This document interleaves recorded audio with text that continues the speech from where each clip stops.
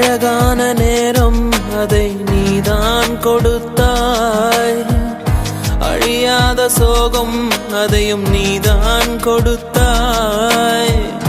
கண் தூங்கும் நேரம் பார்த்து கடவுள் வந்து போனது போல் என் வாழ்வில் வந்தேவானா ஏமாற்றம் தாங்களையே.